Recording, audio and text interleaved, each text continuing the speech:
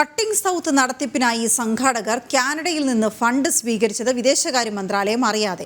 Canadian ഹൈക്കമ്മീഷനുമായി sponsorship കരാറുണ്ടാക്കി സംഘാടകർ $4000 കൈപ്പറ്റിയിരുന്നു. ഇതിന് അനുമതി തേടിയിരുന്നില്ല എന്ന് വിദേശകാര്യ മന്ത്രാലയം വ്യക്തമാക്കി. ഫണ്ടിങ്ങിന്റെ രേഖകൾ ജനം ടിവിക്ക് ലഭിച്ചു. കഴിഞ്ഞ വർഷം മാർച്ചിൽ കൊച്ചിയിൽ നടന്ന കട്ടിംഗ് സൗത്ത് മീഡിയ കോൺക്ലേവിനായി News Minute, News Laundry, Confluence മീഡിയയുമാണ് കാനഡ ഹൈക്കമ്മീഷനുമായി സ്പോൺസർഷിപ്പ് കരാറുണ്ടാക്കിയത്. പരിപാടിയുടെ നടത്തിപ്പിനായി $4000 കൈപ്പറ്റി. ഇത്തരത്തിൽ വിദേശ പണം വാങ്ങിയതിന് അനുമതി തേടിയിട്ടില്ലെന്നും അനുമതി നൽകിയിട്ടില്ലെന്നുമാണ് വിദേശകാര്യ മന്ത്രാലയം വ്യക്തമാക്കുന്നത്.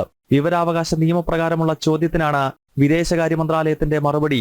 അതായത് FCRA നിയമത്തിന്റെ ലംഘനമാണ് നടന്നിരിക്കുന്നത്. കട്ടിംഗ് സൗത്തിന്റെ മുഖ്യ സംഘാടകരായ കേരള മീഡിയ അക്കാദമി പറയുന്നത് തങ്ങളുടെ ഫണ്ട് ഉപയോഗിച്ചാണ് പരിപാടി നടത്തിയതെന്നാണ്.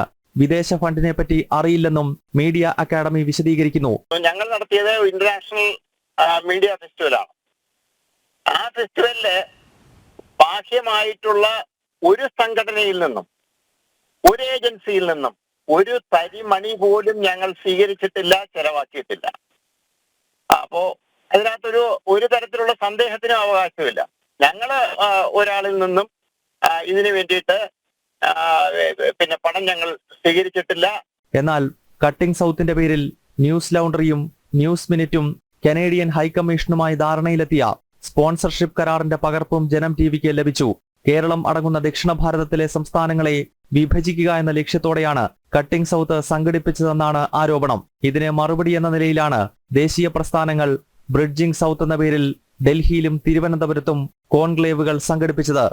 ജനം, ഡൽഹി.